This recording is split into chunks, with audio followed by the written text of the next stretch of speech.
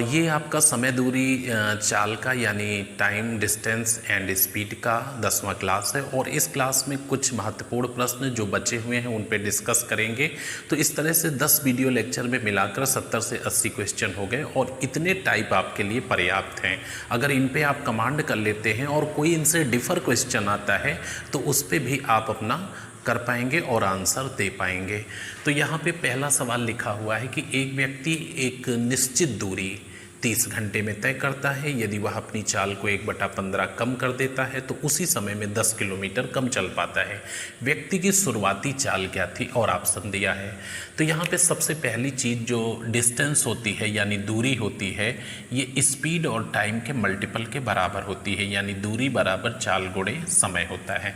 हमें नहीं मालूम कि उसकी शुरुआती चाल क्या थी, हम इमेजिन कर लेते हैं कि वो x किलोमीटर प्रति घंटे की चाल से चल रहा था शुरू में, ठीक है। तो जब वो x किलोमीटर प्रति घंटे की चाल से चल रहा था तो दैट टाइम दूरी कितनी तय कर रहा था, 30 घंटे में x किलोमीटर प्रति घंटे की चाल से, तो x गुणे 30 इतनी दूरी तय कर रहा था। अभी क्या हुआ, आपने बताया कि वो स्पीड को 1/15 कम कर दिया है, तो फिर बची कितनी, 14/15। तो ये 14x/15 स्पीड हो गई और उतने ही समय में यानी 30 आवर्स में वो कम चल पाता है। ये इसको हटा देते हैं, ये चाल गुणे समय बराबर दूरी, ये नई चाल गुणे समय बराबर दूरी, और इन दोनों में जो डिफरेंस आ गया वो 10 किलोमीटर का आ गया। ये 15 दूनी 30 कट जाएगा तो 30x माइनस 28x ये बराबर 10 हो गया। तो 2x की वैल्यू 10 आ गई तो x बराबर क्या आ जाएगा, 5, यानी 5 किलोमीटर प्रति घंटे। उसकी जो स्पीड थी वो 5 किलोमीटर प्रति घंटे थी। आपका सही आंसर कौन सा होगा, इसका सी विकल्प सही हो जाएगा। बहुत ही बेहतर तरीके से आंसर आप दे पाए हैं। x किलोमीटर प्रति घंटे चाल मान लिया तो पहले ये 30x चलता था, 30 घंटे में x की हैसियत से 30x चलता था। अभी स्पीड 1/15 जब कम हो गई तो 14/15 बची, तो 14x/15 स्पीड है उसी समय में यानी 30 आवर्स में। तो 15 दूनी 30, 28x चल पा रहा है और 30x 28x में 10 किलोमीटर का अंतर है, तो 2x बराबर 10 हो गया। तो x बराबर क्या होगा, 5 किलोमीटर प्रति घंटे आपका आंसर आ जाएगा। अगला सवाल देखें, काफ़ी अच्छा है। अशोक 1 किलोमीटर की दूरी 4 मिनट 54 सेकंड में तय करता है, जबकि विनोद उसी दूरी को यानी 1 किलोमीटर की दूरी को 5 मिनट में तय करता है। 1 किलोमीटर की रेस में विनोद को अशोक से कितना आगे रखा जाए कि दोनों समान समय पर रेस को पूरी करें। देखिए यहाँ पे इसको स्टार्टिंग पॉइंट इनका ये है और जहाँ पे इन्हें पहुँचना है टारगेट ये है। तो यहाँ पे एक व्यक्ति आपका सबसे पहले अशोक है जो इसी रेस को, 1 किलोमीटर की रेस है, ये 1 किलोमीटर की रेस है ना, इसी को ये पूरा कर लेता है 4 मिनट 54 सेकंड में। और विनोद इसी रेस को पूरा करने में कितना समय लेता है, पूरा वो 5 मिनट ले लेता है। तो कहा जा रहा है कि विनोद को कितना रिलैक्सेशन दे दें, यानी मान लो अशोक यहाँ से दौड़ेगा तो विनोद को कितना रिलैक्सेशन दे दे, 1 मीटर 2 मीटर 10 मीटर 50 मीटर कितना रिलैक्सेशन दे दें कि टारगेट पर दोनों एक साथ पहुँचे, है ना। थोड़ा सा आगे उसको खड़ा कर देंगे तो टारगेट पे, रीज़न क्या है कि वो 6 सेकंड से हार जाएगा। आप देखिए जो अशोक है वो 1 किलोमीटर की दूरी 4 मिनट 54 सेकंड में पूरी कर लेता है और विनोद उसी दूरी को तय करने में 5 मिनट लेता है। इसका मतलब है कि विनोद 6 सेकंड से हार जाएगा ना, वो पहुंच चुका होगा, ये 6 सेकंड बाद पहुंचेगा। तो इसको अगर 6 सेकंड की रिलैक्सेशन दे दो, मतलब 6 सेकंड में विनोद जितना चल पाता हो उतना आगे खड़ा कर दो, तो दोनों दौड़ना शुरू करेंगे। एक मूविंग पॉइंट से शुरू करेगा, एक कुछ आगे से शुरू करेगा, तो पहुंचेंगे तो दोनों साथ में ना। तो इम्पॉर्टेंट ये है कि विनोद 6 सेकंड में चलेगा कितना, तो विनोद 1 किलोमीटर यानी 1000 मीटर 300 सेकंड में चलता है। तो 6 सेकंड में विनोद कितना चलेगा, काट दीजिए, 6 पंचे 30, 50 हो गया, 0 0 काट दीजिए, 5 दूनी 10, 20 मीटर उसको आगे अगर खड़ा कर दोगे विनोद को तो दोनों अशोक और विनोद साथ साथ टारगेट पे पहुंच जाएंगे। आपका सही आंसर बी है। बहुत बढ़िया सा क्वेश्चन था और अगर ऐसे क्वेश्चनों में तत्काल डिसीजन नहीं ले पाते हैं कि क्या करना है तो गलत हो जाएगा। यहाँ पे बस आपको ये सोचना था कि अशोक तेज धावक है, 1 किलोमीटर की दूरी 4 मिनट 54 सेकंड में तय कर लेता है और ये 5 मिनट में तय करता है। इसका मतलब ये दूसरा वाला व्यक्ति 6 सेकंड से हार जाएगा। अगर इसको 6 सेकंड का रिलैक्सेशन दे दो, मतलब आगे खड़ा कर दो जितनी देर में ये 6 सेकंड में जितना दौड़ सकता हो, तो दोनों बराबर पे पहुंचेंगे। तो मैंने कहा ये 300 सेकंड में तो 1 किलोमीटर दौड़ता है, तो 6 सेकंड में कितना दौड़ेगा, 20 मीटर दौड़ेगा। तो 20 मीटर इसको आगे खड़ा कर दो और दोनों बराबर पहुंच जाएंगे। तो इस तरह से इसका सही आंसर बी हो जाएगा। आइए नेक्स्ट पे। ये नेक्स्ट आपके सवाल दिए हुए हैं और बड़े इंटरेस्टिंग से क्वेश्चन है, काफ़ी अच्छा सा सवाल ये है। ध्यान से पहले पढ़ता हूँ, उसके बाद आप एक एक पॉइंट देखिएगा। एक स्टेशन पर एक पैसेंजर गाड़ी तथा एक मालगाड़ी 50 मीटर की दूरी पर एक ही पटरी पर खड़ी हैं। एक स्टेशन पर एक पैसेंजर गाड़ी और एक मालगाड़ी 50 मीटर की दूरी पर एक ही पटरी पर खड़ी हैं। पैसेंजर गाड़ी की लंबाई 600 मीटर है और मालगाड़ी पैसेंजर गाड़ी से 100 मीटर कम लंबी है। क्लियर हो गए होंगे कि 500 मीटर है। इन गाड़ियों को पीछे से आ रही राजधानी एक्सप्रेस, जिसकी लंबाई मालगाड़ी की लंबाई के बराबर है, 73 सही 1/3 सेकंड में पार कर जाती है। राजधानी की चाल आपको बतानी है और ऑप्शन दिए हुए हैं। देखिए सवाल को जैसा लिखा है ऐसा इसको डायग्राम के जरिए पिक्चराइज कर देते हैं और फिर दोनों चीज़ों को आप मिलाइएगा। ये एक पैसेंजर गाड़ी खड़ी है, ठीक है, ये पैसेंजर गाड़ी खड़ी है और ये पैसेंजर गाड़ी के ठीक पीछे मालगाड़ी खड़ी है, ऐसा मान लेते हैं। पैसेंजर गाड़ी के पीछे मालगाड़ी खड़ी है, इसको हम मालगाड़ी लिख लेते हैं, ठीक है। बहुत आराम से समझिए, ये पैसेंजर गाड़ी है, ये पैसेंजर गाड़ी है। पैसेंजर गाड़ी की जो लंबाई है वो 600 मीटर है। मालगाड़ी पैसेंजर गाड़ी से 100 मीटर कम लंबी है, तो ये आपकी खड़ी है 100 मीटर कम लंबी है, मतलब 500 मीटर लंबी है। ये दोनों 50 मीटर की दूरी पर खड़ी हैं, तो इसके बीच की जो गैपिंग हो गई वो 50 मीटर हो गई, ठीक है। 50 मीटर की दूरी पे खड़ी हैं। पीछे से राजधानी एक्सप्रेस आ रही है, यानी ये राजधानी एक्सप्रेस पीछे से आ रही है, इसका नाम क्या है, राजधानी। ये पीछे से चलती हुई आ रही है और ये ट्रेनें दोनों खड़ी हैं। राजधानी की जो लंबाई है वो मालगाड़ी के बराबर है। ये सवाल में देखिए लिखा हुआ है, इन गाड़ियों को पीछे से आ रही राजधानी एक्सप्रेस जिसकी लंबाई मालगाड़ी की लंबाई के बराबर है। तो मालगाड़ी 500 मीटर लंबी है तो राजधानी भी 500 ही होगी। ये इसको क्रॉस कर गई, इसको क्रॉस कर गई कितनी देर में, 73 सही 1/3 सेकंड में।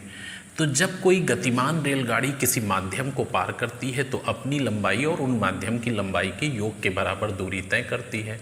यहाँ राजधानी को इन्हें पार करने में जो दूरी तय करनी पड़ी वो अपनी लंबाई प्लस मालगाड़ी की लंबाई प्लस 50 मीटर की वो गैपिंग, क्योंकि समय का मूल्यांकन एक साथ किया जा रहा है, और प्लस 600 मीटर पैसेंजर की लंबाई। 1650 मीटर की डिस्टेंस को तय करना पड़ा और ऐसा इसने किया 73 सही 1/3 सेकंड में। तो 73 सही 1/3 सेकंड में ये कवर किया। अब इसको हम कन्वर्ट कर लेते हैं, 1650 हो गया, 73 और 3 त्रिका 9 और 3 सते 21 हो गया। तो ये आपका हो जाएगा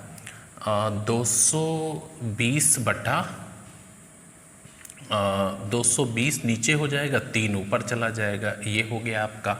तो ये मीटर प्रति सेकंड आ गया, ये मीटर है और ये सेकंड है, तो मीटर प्रति सेकंड स्पीड आ गई। आपको मालूम है कि speed equal to distance upon time होता है। तो डिस्टेंस 1650 है, टाइम 73 सही 1/3 है। 73 सही 1/3 का मतलब 220/3, 3 ऊपर चला गया, 220 नीचे। तो ये मीटर है, ये सेकंड है, मीटर प्रति सेकंड हो गया। अब इसको हम कन्वर्ट कर लेते हैं किलोमीटर प्रति घंटे में, तो 18/5 कर देते हैं, कैलकुलेट कर देते हैं। देखिए 0 से 0 कट गया, 11 एकम 11, 11 पचे 55 और 11 दूनी 22 हो गया।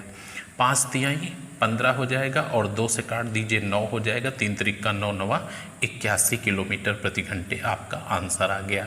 तो देखने के लिए सवाल बड़ा था, ऐसा कुछ नहीं था। इम्पॉर्टेंट ये था कि आप ये चीज़ समझ पाएँ कि जो राजधानी है इन सबको पार करने में कितनी दूरी तय करेगी।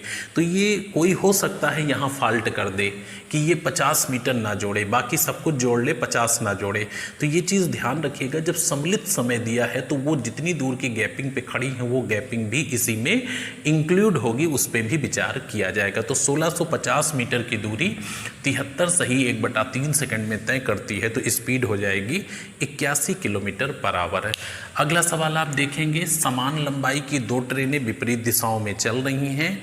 ये पटरी के बगल में खड़े व्यक्ति को क्रमशः 10 सेकंड और 15 सेकंड में पार कर जाती हैं। अगर एक दूसरे को पार करेंगी तो कितना समय लेंगी? आपको ये मालूम है कि रेलगाड़ी जब किसी व्यक्ति को पार करती है तो सिर्फ अपनी लंबाई के बराबर दूरी तय करती है, और जब ये किसी माध्यम को क्रॉस करती है या दो गतिमान ट्रेनें एक दूसरे को पार करें, चाहे समान दिशा में पार करें या विपरीत दिशा में, लंबाइयाँ प्रत्येक स्थिति में जुड़ेगी। समान दिशा में चालें घट जाती हैं, निरपेक्ष गति कहते हैं, और विपरीत दिशा में चालें जुड़ जाती हैं, सापेक्ष गति कहते हैं। तो इस सवाल को आप करेंगे कैसे, ये चीज़ हम आपको बताते हैं। समान लंबाई की दो ट्रेनें हैं और विपरीत दिशा में चल रही हैं, तो एक देखिए ये है और एक ये है। ये दो ट्रेनें हैं, इनकी लंबाई समान है। आपको जो मानना है वो मान लीजिए। एल मीटर ये है, एल मीटर ये है। एक ये व्यक्ति खड़ा है कहीं पे भी, इसका डायरेक्शन ये है चलने का और इसका डायरेक्शन ये है। जब ये इसको पार करती है तो 10 सेकंड का समय लेती है, और जब ये इसको पार करती है तो कितना समय लेती है? 15 सेकंड का। ये 15 सेकंड का समय लेती है। तो रेलगाड़ी जब किसी व्यक्ति को पार करेगी तो अपनी लंबाई के बराबर दूरी तय करेगी। अच्छा, लंबाई दोनों की समान है, तो यहाँ पे जो कम या ज़्यादा समय लगा इसके लिए दूरी तो जिम्मेदार है नहीं, क्योंकि दूरी तो दोनों की बराबर है। यानी दोनों रेलगाड़ियों की जब लंबाई बराबर है तो जाहिर सी बात है अपनी लंबाई के बराबर दूरी तय करेंगे। तो दूरी ज़्यादा या कम होने की वजह से ये समय कम ज़्यादा नहीं हुआ। ये समय जो कम या ज़्यादा लगा वो चाल की वजह से लगा। तो यहाँ पे जो टाइम लगा है उसमें जो रिलेशन है वो 10 और 15 का है। ऐसे ही रख लेते हैं 10-15। आप चाहे तो काटिए, ना चाहे तो ना काटिए, कोई दिक्कत नहीं है। तो जो टाइम लग रहा है वो 10 और 15 है। तो यहाँ पे जो स्पीड है उसमें क्या रिलेशन हो जाएगा? वो 15 और 10 हो जाएगा। जो टाइम है वो 10 और 15 लग रहा है, तो स्पीड आपकी 15 और 10 हो जाएगी। अच्छा, ये आपका क्या है? टाइम है, और ये क्या है? स्पीड है। टाइम इंटू स्पीड बराबर डिस्टेंस होती है, तो 15 150 मीटर लंबी ये हो गई और 15 150 मीटर लंबी ये हो गई। तो जब ट्रेनें एक दूसरे को पार करेंगी तो इन्हें कितनी दूरी तय करनी पड़ेगी? अपनी लंबाई के योग के बराबर कितना हो गया? 300 मीटर चलना पड़ेगा। अच्छा, जब ये समान दिशा में चलेंगी तो चालें जुड़ जाएंगी, किंतु समान दिशा में चलेंगी तो चालें घट जाएंगी, और विपरीत दिशा में चलेंगी तो चालें जुड़ जाएंगी। ये विपरीत दिशा में पार कर रही हैं। स्पीड ये है, एक की 15 दूसरे की 10, क्या हो गई? 25 हो गई, और 25 से इसको काट देंगे तो 12 सेकंड इसका आंसर आ जाएगा। अच्छा, एक बड़ा इंटरेस्टिंग तरीका और आपको बता देते हैं। एक फार्मूला नोट कर लो, ठीक है? इसको हम हटा देते हैं, तब फार्मूला नोट करके आपको दिखाते हैं क्या करना है। देखिए, फार्मूला एक नोट कर लीजिए, उससे बहुत ही तेज़ी से आप बता लोगे। इस सवाल में कुछ नहीं करना है आपको। फार्मूला क्या है? अगर आपसे ये कोई कहे कि दोनों गतिमान ट्रेन समान दिशा में एक दूसरे को कितनी देर में पार कर जाएंगे, तो अगर समान दिशा की बात करें तो आप करना क्या है यहाँ पे? 2T1 T2 बटे T1 माइनस T2 ये कर देना। और अगर ये विपरीत दिशा में पूछे कितनी देर में पार कर जाएंगे, अगर ये विपरीत दिशा की बात करें तो आप ये 2-1 T2 ऐसे ही रखना, बटे T1 प्लस T2 कर देना। तो विपरीत दिशा में नीचे प्लस कर देना और समान दिशा में माइनस कर देना। अच्छा, T1 T2 हर जगह क्यों है जबकि नीचे S1 S2 होना चाहिए? जब ये 15 और 10 सब उसमें टाइम में रिलेशन है तो स्पीड में 10 और 15 हो जाएगा, तो डिजिट एक जैसी हो जाएगी। अभी आप देखिए, ये नीचे वाला आपका सवाल था 2 गुणे 10 गुणे 15 और बटे दोनों का योग यानी 25। 5 से काट दीजिए, 5 बचा 25 हो गया, 5 तिहाई 15 हो गया, 5 दूनी 10 हो गया, 3 दूनी 6 दूनी 12 हो गया। ये 12 सेकेंड आंसर आ गया। और अगर यहाँ रख दोगे तो क्या हो जाएगा, देखिए समान दिशा में 2 गुणे 15 गुणे 10 और बटे दोनों चालों का इनका T1 T2 का अंतर 5 है, तो 5 तिहाई 15 हो गया, 30 दूनी 60 सेकेंड हो गया। तो समान दिशा में 60 सेकेंड लगेगा और विपरीत दिशा में 12 सेकेंड। तो ये फार्मूले ध्यान रखिएगा, इससे भी आप तेजी से कर सकते हैं। आइए नेक्स्ट क्वेश्चन देखिए। ये नेक्स्ट आपके सामने क्वेश्चन लिखे हुए हैं 5 नंबर और 6 नंबर। 5वां सवाल देखिए, काफ़ी अच्छा सवाल है और समझने वाला है। इस लाइन को अगर आप ध्यान से पढ़ेंगे, है ना, कौन सा पिकअप पॉइंट होता है, तो ये लाइन अगर आप ध्यान से पढ़ोगे, ये लाइन, तो क्वेश्चन को आसानी से बता लोगे। ये लाइन, ठीक है, इसको ध्यान से 1-2 बार पढ़िए, आप क्वेश्चन बता लेंगे। एक व्यक्ति 4 घंटे में 360 किलोमीटर का सफ़र तय करता है। कुछ दूरी वायुयान से तय करता है, कुछ रेलगाड़ी से। यदि वह सारा सफ़र वायुयान से तय करता तो रेलगाड़ी में बिताए गए समय का 80% समय बचा लेता और 2 घंटे में पहुंच जाता। सबसे पहली चीज़, 4 घंटे में उसने सफ़र तय किया है। कौन सा सफ़र? 360 किलोमीटर की दूरी।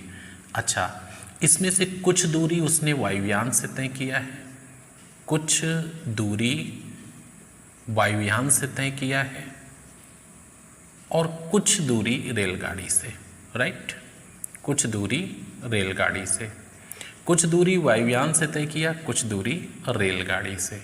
इतना ये पहले का दिया हुआ है। फिर आगे देखिए, काल्पनिक बात की जा रही है कि यदि वह सारा सफ़र केवल वायुयान से तय करता तो रेलगाड़ी में बिताए गए समय का 80% समय बचा लेता और 2 घंटे में पहुंच जाता।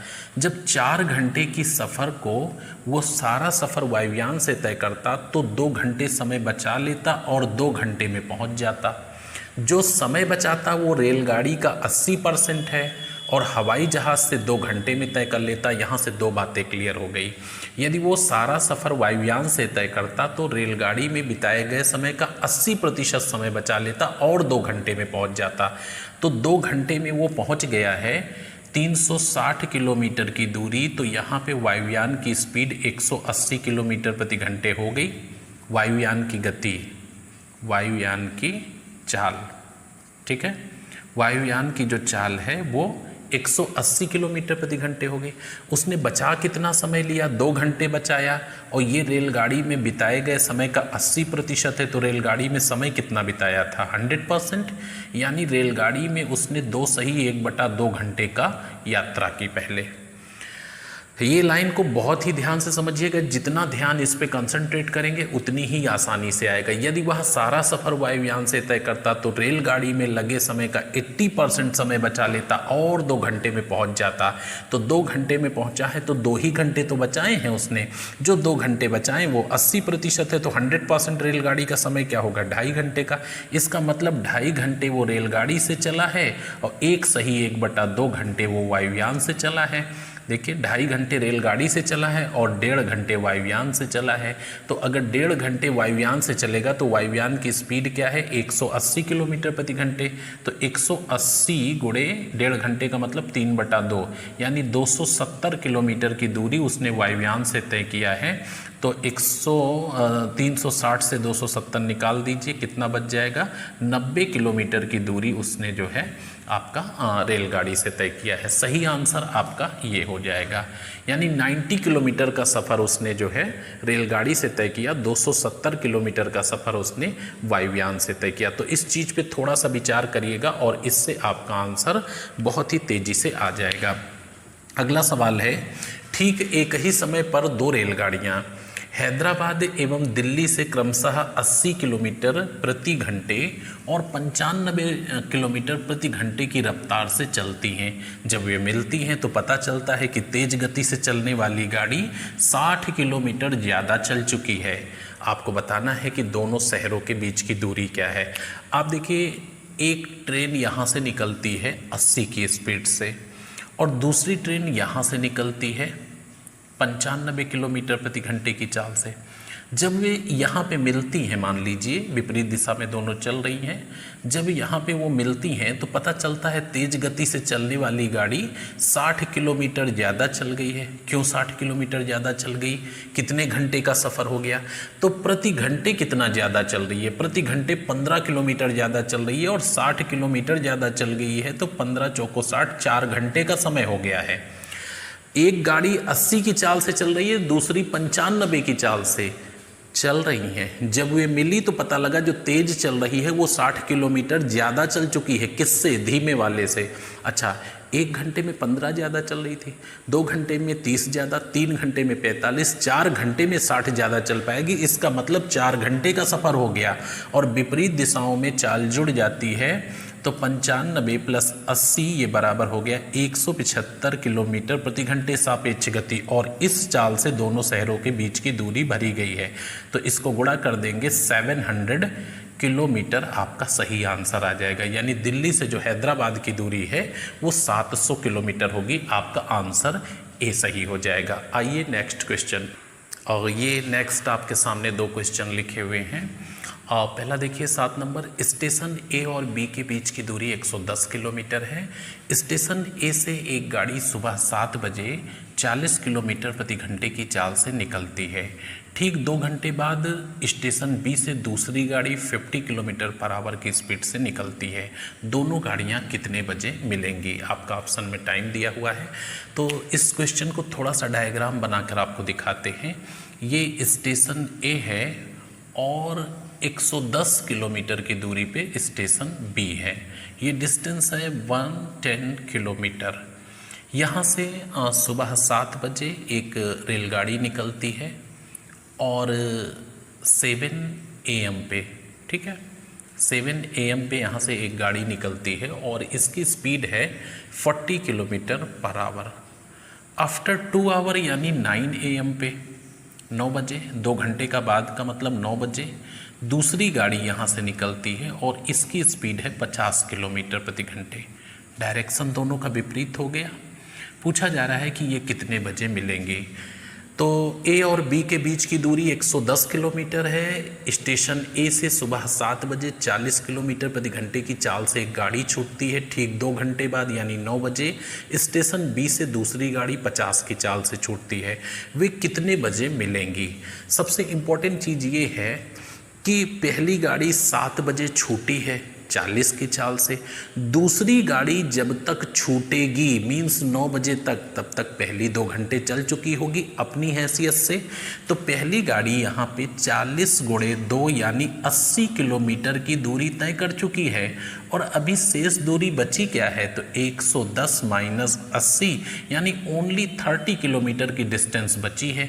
अब इस 30 किलोमीटर की डिस्टेंस बची हुई है और बज गए 9, तो ये भी गाड़ी चल रही है, वो भी चल रही है, विपरीत दिशाएं हैं तो चालें जुड़ जाएंगी। सापेक्ष गति कितनी हो गई? 50 और 40 90, तो 90 किलोमीटर प्रति घंटे की सापेक्ष गति से 30 किलोमीटर की दूरी 1/3 घंटे में तय हो जाएगी। और 1/3 घंटे को अगर हम मिनट में कन्वर्ट करें तो 20 मिनट में केवल तय हो जाएगी। अब ये सेकेंडरी टाइम में उठा करके जोड़ दीजिए, 9:20 पर दोनों ट्रेनों की मुलाकात हो जाएगी। तो आपका सही आंसर ये है। बड़ा अच्छा सा सवाल था। जब तक दूसरी ट्रेन छूटती ये 80 किलोमीटर आ चुकी थी तो केवल 30 ही किलोमीटर तो बचा है जिसको दोनों मिलकर तय करेंगे। तो 40 और 50 सापेक्ष गति 90 और दूरी 30 किलोमीटर, ओनली 1/3 आवर्स लगेगा, मीन्स 20 मिनट। सेकेंडरी टाइम में हमेशा जोड़ते हैं यानी 9:20 पर उनकी मुलाकात हो जाएगी। अगला सवाल बड़ा साधारण सा क्वेश्चन दिया हुआ है। एक व्यक्ति को एक निश्चित दूरी पैदल जाने तथा बाइक से वापस आने में 8 घंटे लगता है। मतलब पैदल जाता है और बाइक से जब वापस लौटता है तो 8 घंटे लगते हैं, और जब वह दोनों तरफ बाइक का प्रयोग कर देता है तो 2 घंटे बच जाता है। मतलब क्या है? 6 घंटे लगता है। पूछा जा रहा है अगर दोनों तरफ पैदल चले तो क्या होगा? आप सोचिए कि वो मान लीजिए घर से बाज़ार जाना है, तो घर से बाज़ार, बाज़ार से घर, दूरी तो निश्चित है ना। तो पहले वो पैदल गया, ठीक है, पैदल गया, एक बार पैदल गया और एक बार वो बाइक से लौट आया। एक बार पैदल गया, एक बार बाइक से लौट आया। कितना समय लगा? 8 घंटे लगा, ठीक है। एक व्यक्ति को एक निश्चित दूरी पैदल जाने और बाइक से वापस आने में 8 घंटे लगते हैं। तो मैंने कहा घर से बाजार वो पैदल गया और बाजार से घर बाइक से लौट आया, 8 घंटे लगा। अच्छा, ये 2 बार पैदल जाता, 2 बार पैदल जाता और प्लस 2 बार बाइक से जाता, ठीक है, ये मैं इमेजिन करके लिख रहा हूँ, उसमें लिखा नहीं है। कितना समय लगता? 2 बार पैदल जाता, 2 बार बाइक से जाता, तो 16 घंटे नहीं लगता, ठीक है। जब वह दोनों ओर बाइक का प्रयोग करता है तो 2 घंटे बचा लेता है, यानी 6 घंटे में। तो 2 बाइक का जब वो प्रयोग करता है तो 6 घंटे में पहुंच जाता है। तो इसका मतलब कि 2 पैदल अगर चलेगा, दोनों तरफ पैदल चलेगा तो कितनी देर में पहुंच जाएगा? बाइक कैंसिल हो गई, उससे घटा दीजिए, 10 घंटे में पहुंच जाएगा। आपका सही आंसर है, जब दोनों तरफ पैदल चलेगा तो वो 10 आवर्स में सफ़र तय कर लेगा। तो इस तरह से इजी वे में आंसर कर सकते हो और कहीं कुछ सोचने की ज़रूरत नहीं है। पैदल गया, बाइक से वापस आया, 8 घंटे लगा। मैंने कहा 2 बार पैदल गया, 2 बार बाइक से आया, तो 16 घंटे लगा। अच्छा, दोनों तरफ जब बाइक से गया, दूरी चूँकि निश्चित है तो 6 घंटे लग रहा है, चूँकि 2 घंटे बचा ले रहा है। तो अगर दोनों तरफ पैदल जाएगा तो 10 घंटे नहीं लगेगा। तो आपका सही आंसर ए हो जाएगा। आइए नेक्स्ट पे। ये नेक्स्ट क्वेश्चन आपके सामने लिखे हुए हैं 9 नंबर 10 नंबर। एक आदमी कुहासा में 400 मीटर तक देख सकता है। जब वह 4 किलोमीटर प्रति घंटे की चाल से चल रहा था तो उसे पीछे की तरफ से आती हुई एक गाड़ी दिखी जो 3 मिनट के बाद उसके बगल से गुजरती हुई आंखों से ओझल हो गई। यदि गाड़ी की लंबाई 200 मीटर थी तो चाल फिर क्या थी? आप देखिए, ये व्यक्ति चल रहा है और इसकी स्पीड है 4 किलोमीटर पर आवर। ये 4 किलोमीटर प्रति घंटे की चाल से चल रहा है और कुहासा है, कोहरा है, जिसमें 400 मीटर तक ये देख सकता है। तो इसने पीछे अपने 400 मीटर देखा तो एक ट्रेन आ रही थी, ये इसको उसने देखा, यानी ट्रेन का मुंह देखा उसने कि ये ट्रेन आ रही, क्योंकि 400 मीटर तक केवल ये देख सकता है। तो जब बैक होगा तो उसको ट्रेन का मुंह दिखाई पड़ेगा। तो यहाँ उसकी लंबाई से मतलब नहीं है, अब लंबाई तो आगे तक आएगी ना। तो यहाँ पे उसको मुंह दिखाई पड़ा और फिर आगे 400 मीटर तक वो उसको फिर देखता है, तो फिर मुंह नहीं बल्कि बैक उसका दिखाई पड़ेगा। तो ये 200 मीटर तक आगे जाएगी ना, तब तक इसको बैक दिखाई पड़ेगा। इसका मतलब यहाँ से यहाँ तक का जो समय लगा उसको, वो पूरा 3 मिनट लग गया। यानी 3 मिनट तक वो देखता रहा। कितना देखता रहा? 400 मीटर की ये दूरी प्लस 400 मीटर की ये दूरी और प्लस 200 मीटर की ये दूरी, यानी टोटल 1000 मीटर की दूरी 3 मिनट में। 3 मिनट का मतलब हो गया 180 सेकंड में तय की गई। और किस गति से? अगर रेलगाड़ी x की मान लो चाल से आ रही थी तो समान दिशा में चालें घट जाती हैं, x-4 की चाल से तय किया। चूँकि रेलगाड़ी पीछे से आ रही है और इसको ओवरटेक करती हुई निकल जाती है, तो इसकी चाल 4 है, रेलगाड़ी की x है, समान दिशा में घट जाती है। तो x-4 की चाल से 1000 मीटर की दूरी 180 सेकंड में तय करती हुई पार कर गई। ये मीटर है, ये सेकंड है, 0 कट गया। इसको हम किलोमीटर प्रति घंटे में बदलेंगे तो 18/5 कर देंगे। 18 कट गया, 5 से काट दीजिए, 20 किलोमीटर प्रति घंटे आ गया। तो x-4 बराबर 20 किलोमीटर प्रति घंटे है। तो ये निरपेक्ष गति है। हमें रेलगाड़ी की चाल चाहिए तो इधर जाएगा, जुड़ जाएगा, 24 किलोमीटर प्रति घंटे की चाल से गाड़ी चल रही है। आपका सही आंसर कौन सा हो जाएगा? सी आंसर इसका बिल्कुल राइट आंसर होगा। वो 400 मीटर तक कोहरे में देखता है, तो पीछे देखा तो गाड़ी का मुंह दिखा, और जब उसने आगे देखा तो ये गाड़ी पूरी क्रॉस कर गई है, तो बैक उसका दिखा, मुंह से बैक तक पूरा दिखा। तो 200, 400, 400, 1000 मीटर की दूरी वो देख सकता है 180 सेकंड में चलते हुए। तो निरपेक्ष गति x-4 है जो कि 20 किलोमीटर प्रति घंटे है, तो गाड़ी की चाल 24 किलोमीटर प्रति घंटे आंसर आ जाएगा। अगला सवाल है, नदी धारा नाव से है।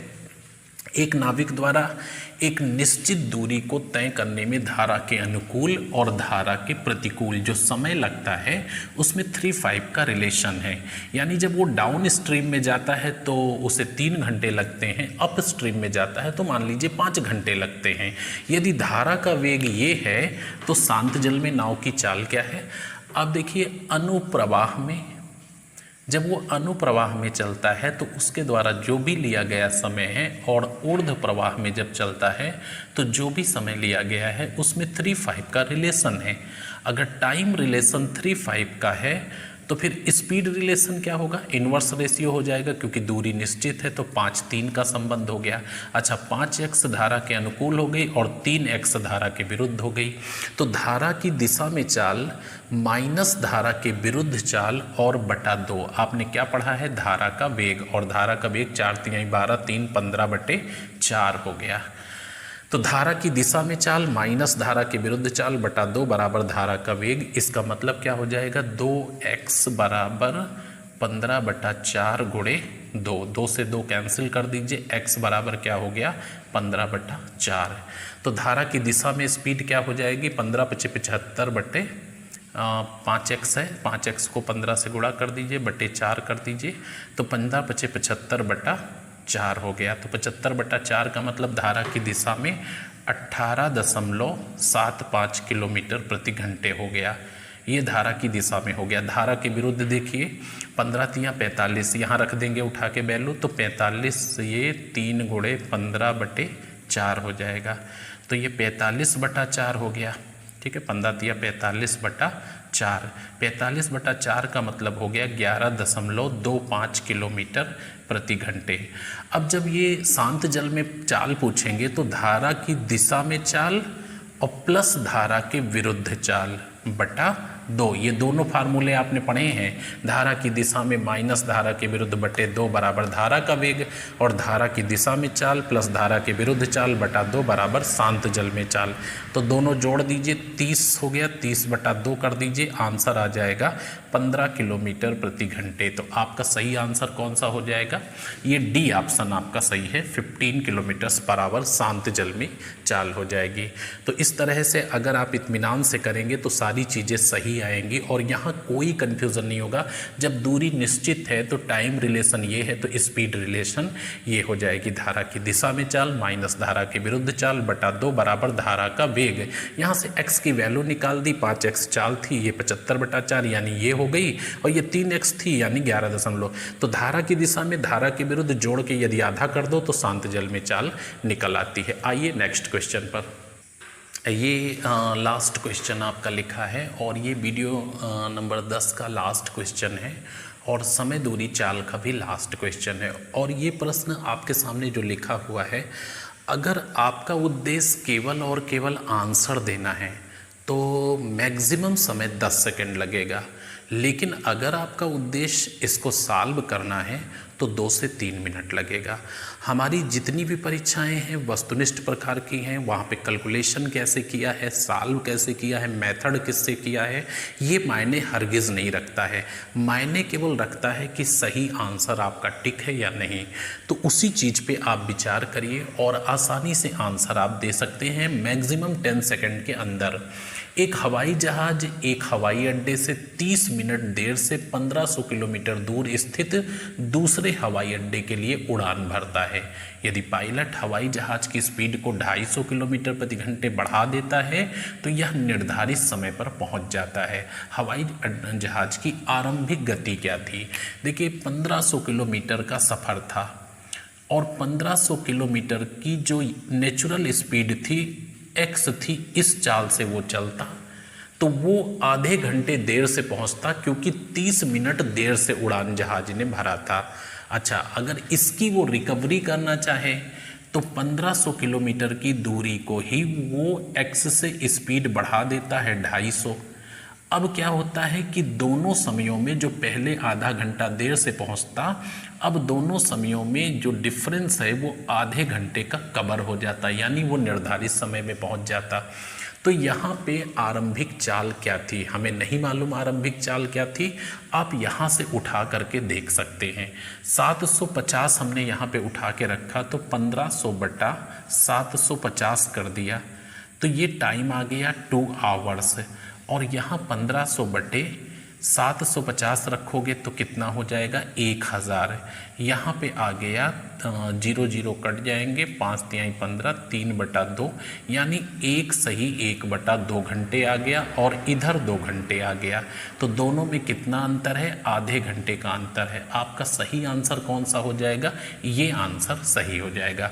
यानी आरंभिक गति 750 किलोमीटर प्रति घंटे थी, तो 750 के हिसाब से उसको 2 घंटे लगता, लेकिन जो वो आधा घंटा देर से उड़ान भरा है, अगर इसकी रिकवरी करना चाहो, मतलब आधे घंटे देर से उड़ान भरा है और 2 घंटे रास्ते में लग जाएगा, तो जो पहुंचने वाला व्यक्ति है, मान लो 7 बजे का प्लेन था तो 7:30 बजे उड़ान भरा है और 2 घंटे रास्ते में लगेगा, 7:30 की चाल से चलेगा तो 9:30 बजे नहीं पहुंचेगा। अगर देर से ना उड़ा होता तो 9 बजे पहुंच जाता। अच्छा, अगर ये जो आधा घंटा की रिकवरी करना चाहे तो क्या करेगा? स्पीड बढ़ा देगा, 1.5 घंटे में पहुंच जाएगा। तो 7:30 बजे उड़ा आधे घंटे से, लेकिन 1.5 घंटे में पहुंच गया तो वो निर्धारित समय पे पहुंच गया, जो अराइवल टाइम 9 बजे का 9 o'clock उसका था, 9 AM का। अच्छा, अब देखिए, मान लीजिए आप लगाना चाहते हो, आप इससे नहीं करना चाहते हो। वैसे जितने भी इस तरह के समीकरण वाले हैं, आप ऑप्शन से रख करके और संतुष्ट कर दिया करिए, तुरंत आपका आंसर आ जाएगा। कई ऐसे क्वेश्चन हैं जिनको करने की ज़रूरत नहीं होती, सिर्फ और सिर्फ आप विकल्प से कर सकते हैं। बाय द वे, अगर आप करना चाहते हैं तो देखिए, 1500 किलोमीटर का सफ़र था और वो x की चाल से तय करता था, तो दूरी बटे चाल बराबर समय हो गया। फिर यही सफ़र 1500 किलोमीटर का फिर से था, x + 250 की चाल से तय करता था, तो ये भी समय हो गया और दोनों समयों में 1/2 घंटे का अंतर आ गया, यानी 30 मिनट का। चूँकि ये घंटे में चाल है तो इसको हमने घंटे में कन्वर्ट कर लिया, तो 30 मिनट का मतलब 1/2 घंटे। एलसीएम ले लो, क्या हो जाएगा? इधर x हो जाएगा, इधर x + 250 हो जाएगा। आप ये कट जाएगा, x कितना हो जाएगा यहाँ पे? 1500x और प्लस 250 और 1500 को गुणा करिए, कितना हो जाएगा? 375 और 1 2 3 0 हो गए, है ना। 25 × 15 375 और 2 और 1 3 0 हो गए। अच्छा, अब इधर से ये कैंसिल हो जाएगा तो -1500x हो जाएगा, ये हो गया। बराबर आपका क्या हो जाएगा? 1/2 लिखा रहने देते हैं।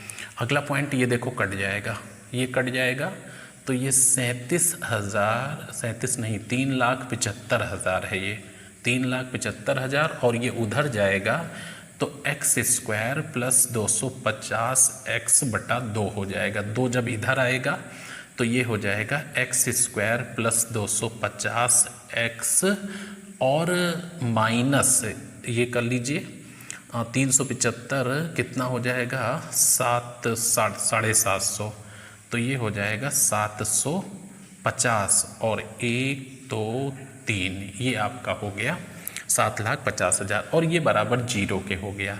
तो इसको ब्रेक करिए, देखिए क्या हो जाएगा? x² + 1000x माइनस आपका कितना हो जाएगा?